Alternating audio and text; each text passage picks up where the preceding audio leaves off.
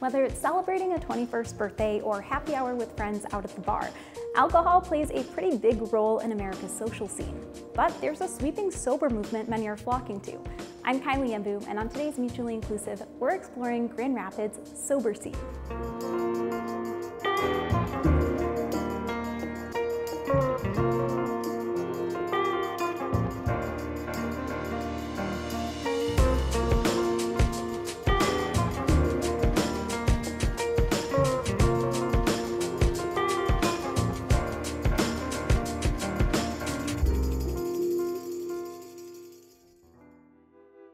Pinning down alcohol's role in American society can be difficult.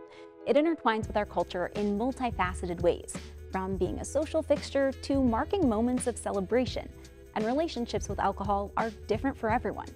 Some enjoy it in moderation, some have never had a sip, and others are still exploring what's right for them.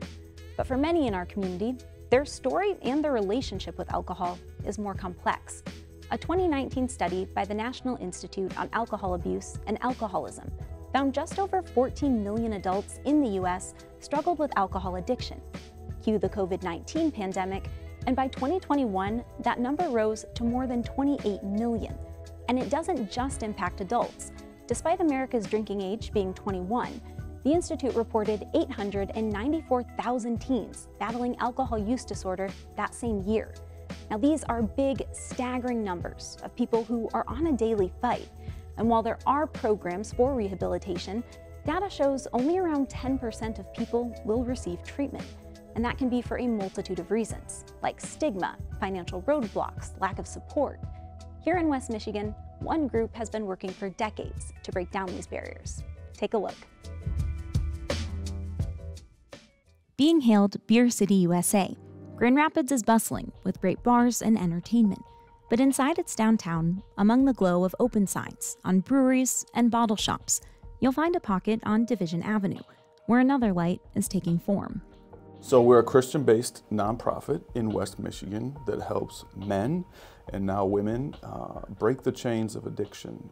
Founded in 1929, Guiding Light has for decades worked alongside community members, historically men battling addiction. The group calls their work Recovery Reimagined. I kind of think of us as more like a little gritty. You know, you've walked around, it's a little different than your normal setup of a recovery program, but we have very high expectations. While a common length of stay for rehab programs is 30 days, Guiding Light's men's program is 4 to 6 months long and completely free of charge. In that time, participants will focus on work within themselves, job readiness, and ultimately graduate to a housing program where they'll rebuild a life through recovery. So it takes time. There's some data or physical evidence of the brain taking 90 days to normalize. And we really want the men and women to really think about, how do I kind of make sure this doesn't happen again? Another big thing that we offer people is a community. And most people aren't all that excited sometimes about being associated with a community of addicts or people in recovery. But over time, I think they start to see that no matter what their background is, no matter what their race is, no matter what some of their beliefs are, that they are kind of here and there's a lot more similarities than differences. And so if you can create a culture of change, of accountability, you're offering a gift. But to do that, as staff and people that work here, we kind of need to be the example. For Executive Director Brian Elvey, being that example is part of his own story with Guiding Light, having first passed through its doors as a participant. Whew, wow, this is a big one for me. So I went through the program here at Guiding Light about 11 years ago. Grew up on the east side of Grand Rapids with a middle-class family. Went to college, happened to be teaching in Grand Rapids, and I would say that my addiction kept kind of heightening. I really had no other option. Never even had heard of Guiding Light, and I was scared. I didn't really know if I'd ever be of use to anybody. I just felt that poorly about who I was, a lot of shame, and over time it started to kind of shift. So now I find myself in this role, and I sometimes wake up and I'm like, how did this happen? So it's kind of surreal. Alvy's story sits alongside others, hanging on the walls. At first glance, these photos show a journey of active recovery, but each face carries a unique narrative. And for some, time stands frozen. There's definitely probably 8 of those pictures that are deceased. And some of those deaths are due to use. And so depending on who I'm looking at, I can have a very mixed feeling kind of happening inside me. But for the many that graduate the program, their success is bolted into memory, as those celebrating a year of sobriety make their mark. Out of the blue, I just start crying because my name's on that wall too. And I've done some pretty cool things in my life that I thought in the moment, like, this is it, this is so awesome. But having my name on that wall has become kind of the thing for me. Like, I have the most pride on that name being on that wall because I didn't think it was possible.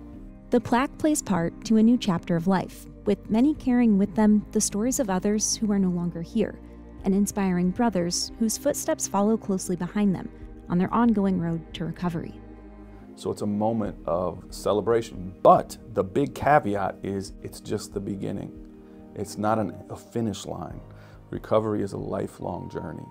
But man, to have someone say, this is how my life started, this is who I've become, and these are the things that happened along the way, we find that to be a treasure.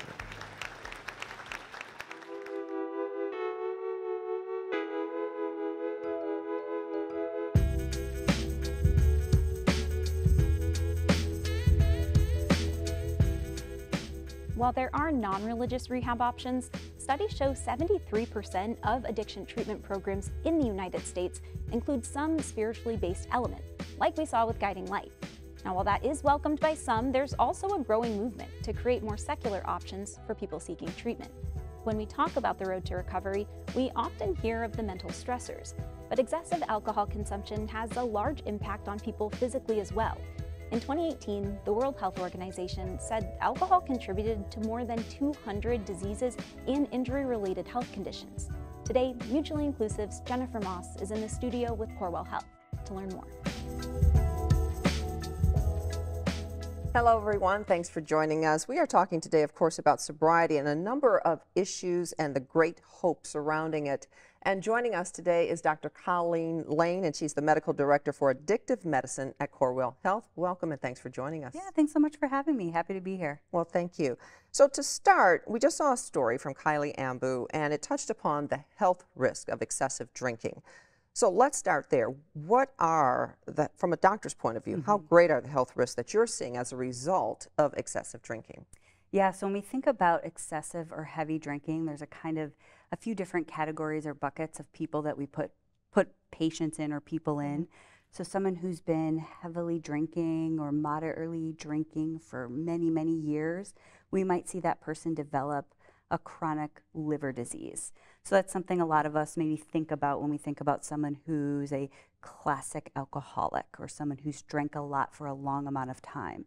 But I think a lot what people don't realize is that even a short amount of time, but with really heavy alcohol use, so binge alcohol drinking, can have really severe health effects too. We see people end up in the emergency room or in the intensive care unit with something called alcoholic hepatitis or a flare of your liver with a night of heavy drinking. We also know that if I am studying for a really intense exam and then I want to blow off some steam and I go and have a beer or a glass of wine or two with a friend, I am not retaining as much information for that exam the next day.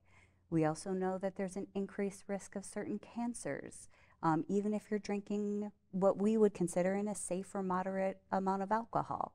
So really there is health considerations at all ends of the spectrum. So it's really important to be talking to your primary care or family physician about alcohol use. There seems to be a lot of levels of that. Absolutely. Because, you know, people think alcoholism, they think cirrhosis of the liver, they think different things that are more well known. But you could almost say moderate. I mean, if it's consistent but moderate, it could still cause problems over time, it sounds like. Absolutely. And may not be deemed as excessive. So when someone knows they have a drinking problem per se, or they've been told they have a drinking problem, the goal for many, of course, is to get sober.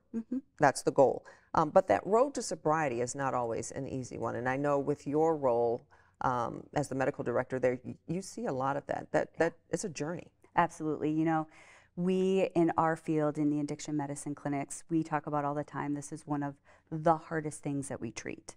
So alcohol is a substance that is legal. It is part of a lot of our cultural celebrations, and for a lot of people, it's a social expectation.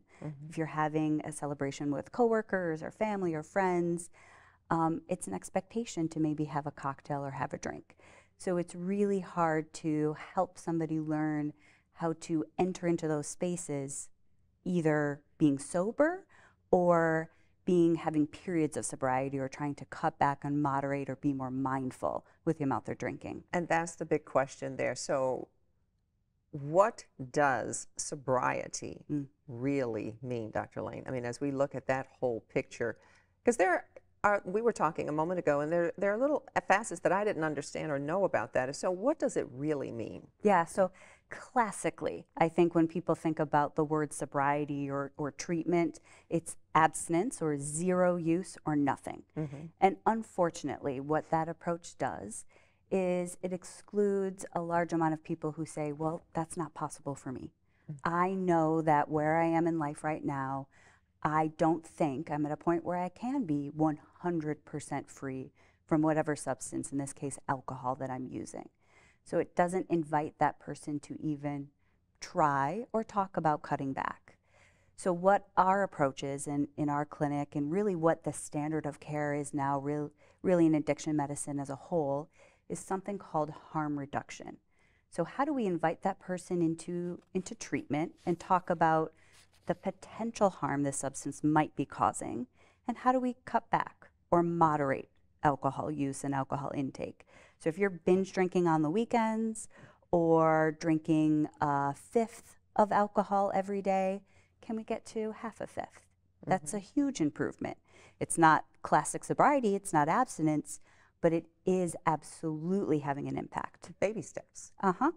Absolutely. Do you find that you get more people willing then to look at becoming or taking the road to sobriety when you take that approach versus saying, okay, all or nothing? Yeah. Oh, yeah. I think people are surprised when they come into our clinic, and one of the questions we ask is, in your situation, what was your ideal relationship with alcohol look like?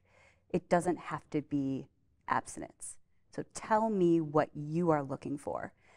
Because a lot of times people have been given the option for just stop drinking, just say no, kind of that all or nothing attitude. And they've either tried it before and it's not worked, so they've never been given the option to think about their relationship with a substance in a different way. And we actually have medicines that help someone become more mindful and start to come back or cut back.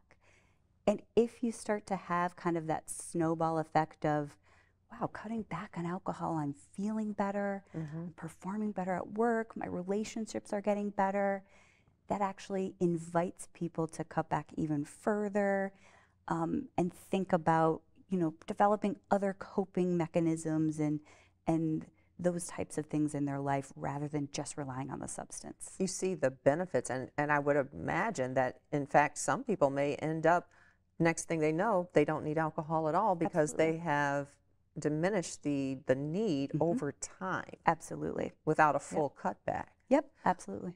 Where does the mocktail fit in there when we talk about that? Is that a good thing, a moderate thing, a bad thing? I mean, does it help or hurt? So I think that's also a really, kind of hot topic and something we talk about a lot.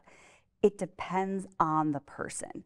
So it's a conversation we would have with the person to say, what is your goal? Is your goal to be able to go out with your friends, family, coworkers at a bar and be able to enjoy a cocktail with those people in an environment where you're able to socialize? If that's the case, mocktails are great.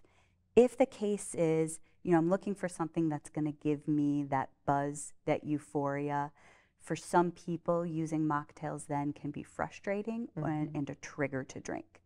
So it really kind of depends where somebody is in their recovery journey and kind of their spectrum.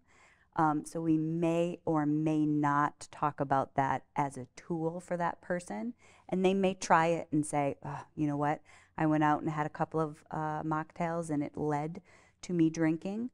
Or if a person says, yeah, I was able to have one cocktail and then a mocktail, and that was a great way for me to cut back.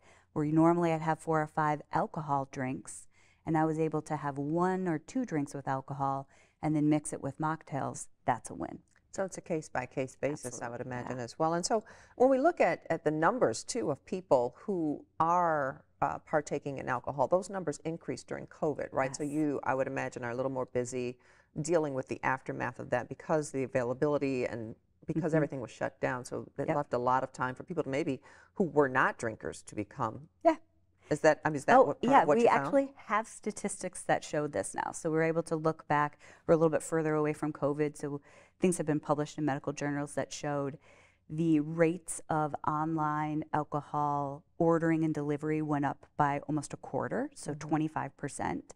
We were able to purchase alcohol at restaurants, and it was one of the only ways we could socialize because you could be outside, and we had those social zones where you could stand 6 feet away from someone and enjoy a drink.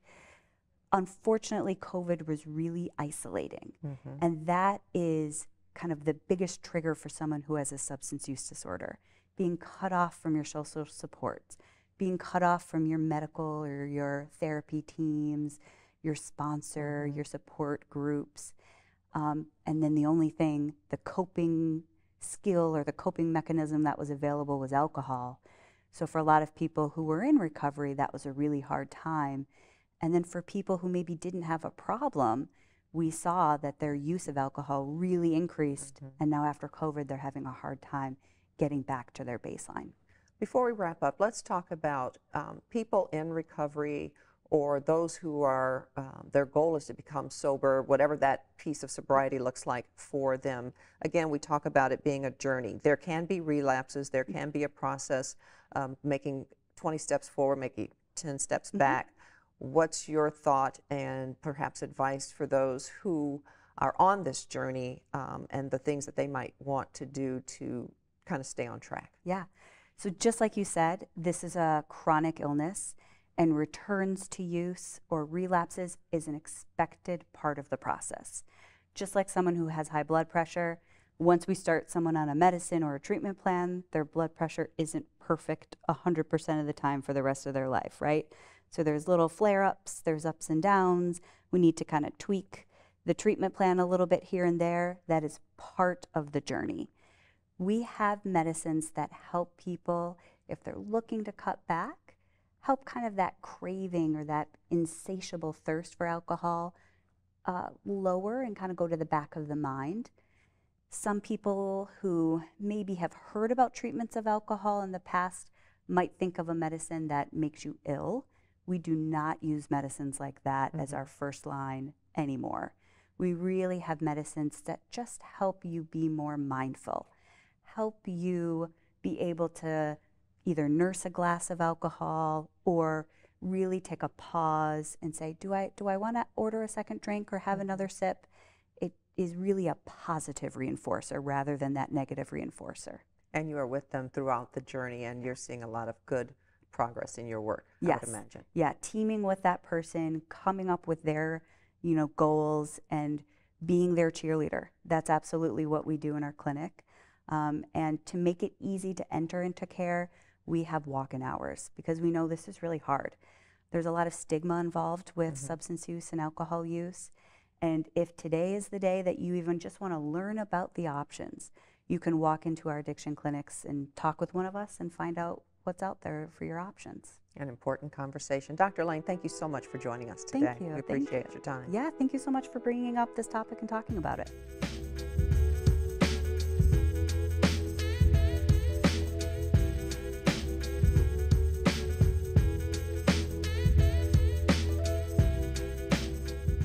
Not everyone who's sober is battling an alcohol addiction. In fact, there's a sober curious movement spreading throughout America. And with that, sprouts more non-alcoholic drink options than we've ever seen before. While many of those efforts are on the West Coast, you'll see some options here in Michigan, like Lotus Brew, Coffee and Dry Bar in Grand Rapids.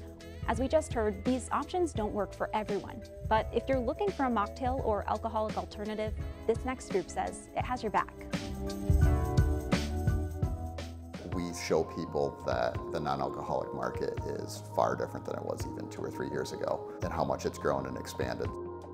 Beer bottles in the back, wine selections on the right, and colorful cocktail mixers fill the shelves inside More or Less. Nestled inside downtown Grand Rapids, it may look like your average bottle shop, but a closer examination on these labels reveal a wide range of non-alcoholic drinks. A lot of people, kind of think it's just juice or pop or things like that, but it's not true. They're much closer to like their full-leaded counterparts. What makes up for the lack of alcohol is the amazing flavors and the care that some of these small companies are putting into their product. It's a labor of love, almost top to bottom in this industry right now. Owners Chad Clark and Neil DeMeester started the shop in 2022, wanting to create a corner store curated for the sober community, the first ever in Michigan's social scene.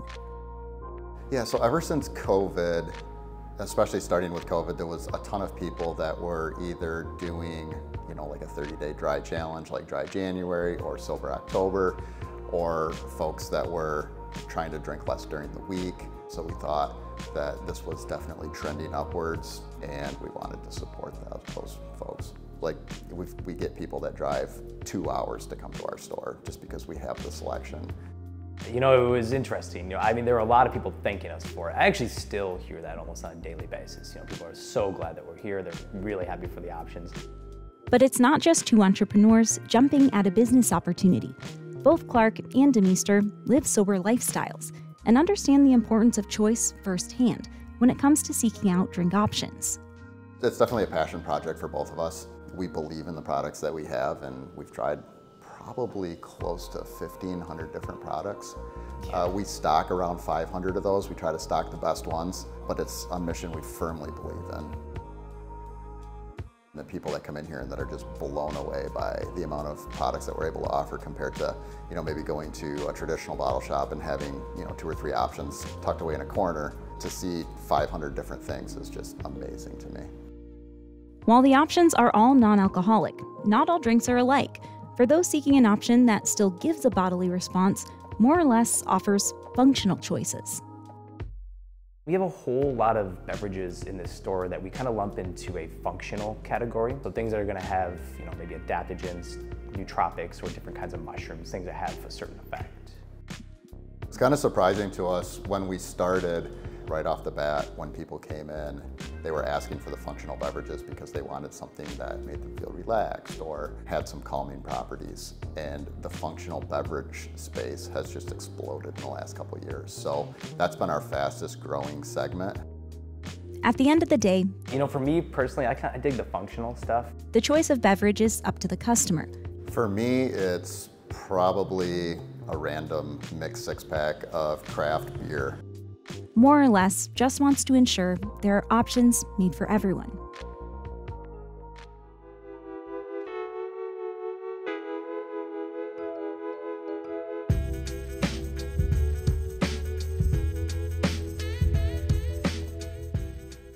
And Kylie, it's very interesting as we look at that story. Dr. Lane mentioned about mocktails and how they often can sometimes work for some, and for others it does not. It can be a plus side or it can be a hindrance, but in some cases it really works. Yeah, absolutely. And I think we saw that with the non-alcoholic bottle shop with More or Less that we were able to interview. It seemed like they brought a lot of really great resources to the community, but I know through friends of mine, I have a lot of friends who are sober, and one of my best friends really enjoys having things like juices or some of those syrups, but when it comes to, spirits or things that are trying to mimic that taste of alcohol, that can be really triggering. And so I love the conversation where you talked about it's different for everyone.